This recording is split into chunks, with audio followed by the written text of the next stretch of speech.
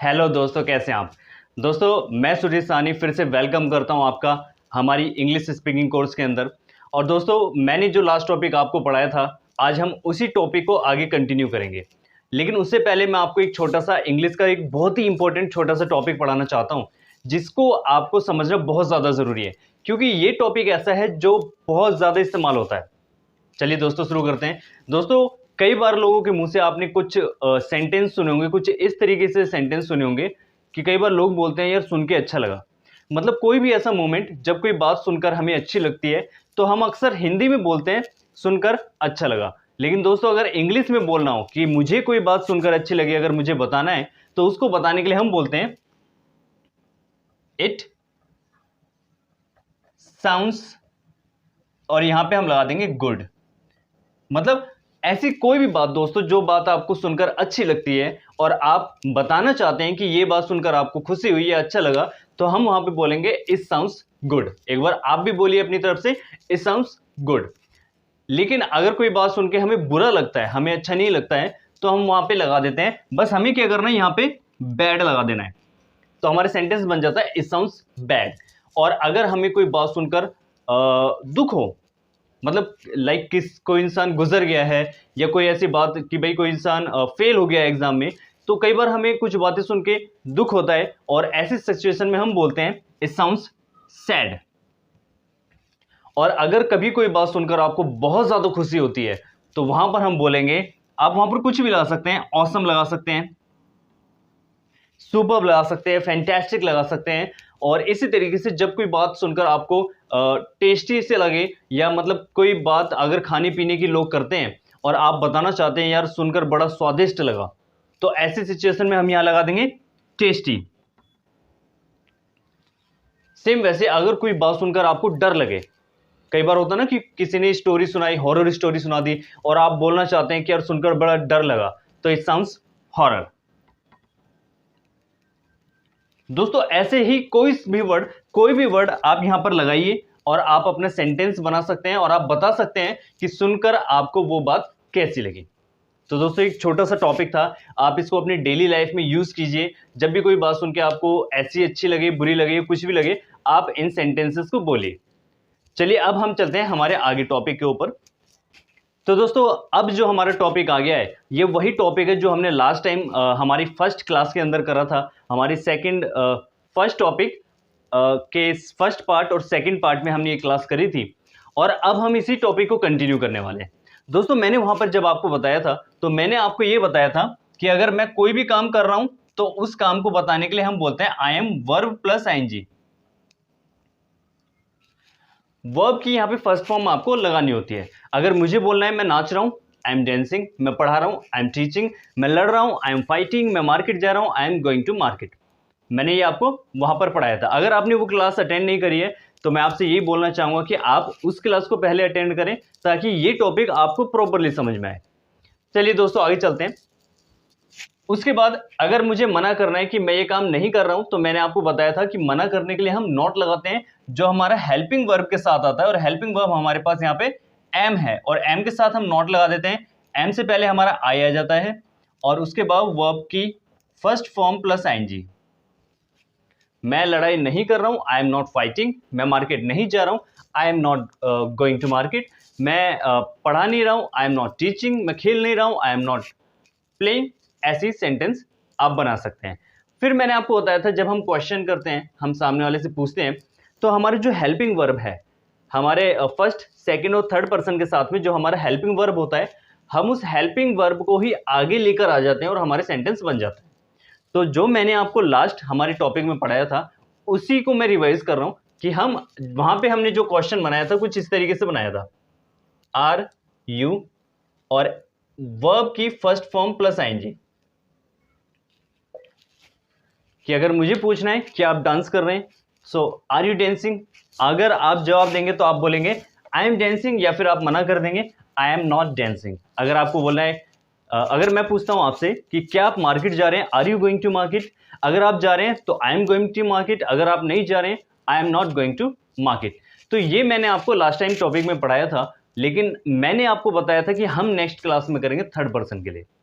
तो दोस्तों आज मैं आपको बताऊंगा कि हम थर्ड पर्सन में सेम इसी तरीके से सेंटेंस कैसे बनाते हैं। वैसे तो बहुत ईजी है, लेकिन जो हमारे क्लास को बिगिनर अटेंड कर रहे हैं, जो फ्रेश हैं एकदम, जिनको थोड़ा सा भी इंग्लिश नहीं आता है, उनके लिए ये टॉपिक समझना बहुत ज्यादा जरूरी है।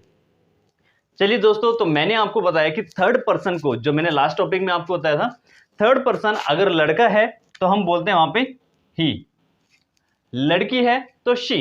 लेकिन हम यहाँ पे ही को लेके चलते हैं कि अगर हमें बोलना है कि थर्ड पर्सन या वो व्यक्ति इस काम को कर रहा है, तो हम बोलते हैं ही। और ही के साथ हमने जो हेल्पिंग वर्ब आपको बताया था वो हमने बताया था इज, और उसके बाद आ जाता है हमारा वर्ब का फर्स्ट फॉर्म प्लस आईएनजी। जैसे अगर मुझे बोलना है कि वो पढ़ रहा है, ही इज स्टडिंग, वो पढ़ रही है, शी इज स्टडिंग। वो लड़ रहा है, ही इज फाइटिंग, वो लड़ रही है, शी इज फाइटिंग। वो मार्केट जा रहा है, he is going to market, वो मार्केट जा रही है, she is going to market. मतलब इस तरीके से आप थर्ड पर्सन के लिए बोल सकते हैं। सेम वैसे अगर आपको मना करना है, तो मना करने के लिए मैंने आपको बताया हमेशा मना करने के लिए लगाएंगे आप नॉट। और नॉट जो वर्ड है वो आता है हमेशा हेल्पिंग वर्ब के साथ, और यहां पर हमारे पास हेल्पिंग वर्ब है इज, तो इसके साथ में हमारा नॉट आ गया। इज से पहले हमारा ही, और लास्ट में हमारा बचता है वर्ब प्लस आईएनजी। अगर मुझे मना करना है कि वो टीवी नहीं देख रहा है, he is not watching TV, वो पढ़ाई नहीं कर रहा है, ही इज नॉट स्टडिंग, वो मार्केट नहीं जा रहा है, he is not going to market, वो खेल नहीं रहा है, ही इज नॉट प्लेइंग। इस तरीके से आप यहां पर बोल सकते हैं। अब सेम वैसे अगर हमें प्रश्न पूछना है, अगर हमें क्वेश्चन करना है कि क्या वो ये काम कर रहा है, तो मैंने आपको जो बताया था कि हम हेल्पिंग वर्ब को ही आगे लेके आ जाते हैं। हेल्पिंग वर्ब हमारा क्या है, यहां पर थर्ड पर्सन के साथ आता है इज, इसको हम आगे लेके आते हैं, तो हमारे सेंटेंस बनेगा इज, ही या शी, उसके बाद वर्ब की फर्स्ट फॉर्म प्लस आईएनजी, और ये बन गया हमारा थर्ड पर्सन के लिए पूरा रूल। जैसे अगर मुझे पूछना है कि क्या वो पढ़ाई कर रहा है, इज ही स्टडिंग, और आप अगर मुझे बताएंगे कि वो पढ़ाई कर रहा है तो ही इज स्टडिंग, वो पढ़ाई नहीं कर रहा है तो ही इज नॉट स्टडिंग। मैंने बोला क्या वो गाली दे रहा है, तो गाली देना होता है अब्यूज, मैं लिख देता हूं, गाली देना होता है अब्यूज। तो मैंने आपसे पूछा कि क्या वो गाली दे रहा है, इज ही अब्यूजिंग, आईएनजी लगा देंगे, ई को हटा के हम आईएनजी लगा देंगे। और अगर आपको मुझे बोलना है कि हाँ वो गाली दे रहा है, तो ही इज अब्यूजिंग। अगर आपको मना करना है, ही इज नॉट अब्यूजिंग। तो दोस्तों यहाँ पे और भी बहुत सारे वर्ड लगते हैं। तो सेम इसी तरीके से first person, second person, third person के लिए हम कब लगाते हैं ये रूल, जब कोई भी काम इंसान कर रहा है या नहीं कर रहा है। आप इसको ग्रामर में प्रेजेंट कंटिन्यूअस बोल सकते हैं। आप ऐसे भी समझ सकते हैं कि कोई भी ऐसा काम जिस काम को हम प्रेजेंट में कर रहे हैं और वो काम चल रहा है, तो ऐसी सिचुएशन में हम ये टॉपिक इस्तेमाल करते हैं। और एक तरीका ये भी समझने का कि अगर किसी सेंटेंस में रहा है, रही है, रहे हैं, अगर ऐसा कुछ आता है तो वो यही से टॉपिक है। तो दोस्तों इस टॉपिक को इस तरीके से इस्तेमाल करते हैं। और अगर मैं बात करूं कुछ वर्ड मीनिंग्स की, तो कुछ बेसिक और कुछ इजी वर्ड मीनिंग्स हैं जो हमारे बिगनर स्टूडेंट्स हैं उनके लिए बहुत ज्यादा जरूरी है। तो मैं कुछ वर्ड मीनिंग्स यहां पे लिख देता हूं। Watch news, read newspaper,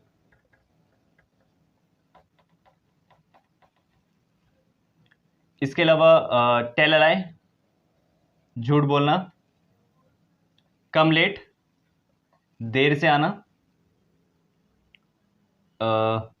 drink water,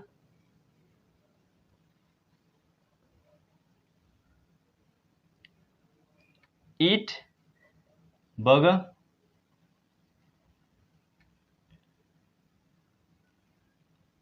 इसके अलावा अगर हमें बोलना है खाना बनाना, तो वहां पे हम बोलते हैं कुक। कुक की जगह पे आप लगा सकते हैं प्रिपेयर फूड। खाना बनाना मॉडर्न वर्ड जो होता है वो होता है प्रिपेयर। अगर आप बोल रहे हैं मोबाइल चलाना तो यूज मोबाइल। अगर आपको बोलना है बाइक चलाना तो दोस्तों वहां पे हम लगाते हैं राइड दी बाइक। और अगर हम बोलते हैं कार चलाना तो कार के हम बोलते हैं ड्राइव।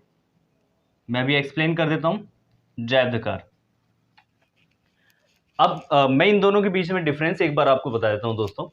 अगर किसी भी चीज की या किसी भी गाड़ी का या किसी भी चीज की आप सवारी कर रहे हैं तो सवारी करने के लिए हम लगाते हैं राइड, ठीक है। इसके अलावा अगर आप किसी भी ऐसी व्हीकल को चला रहे हैं जिसके अंदर स्टीयरिंग आता है, अगर स्टीयरिंग वाली कोई गाड़ी है तो हम उसके लिए लगाते हैं ड्राइव।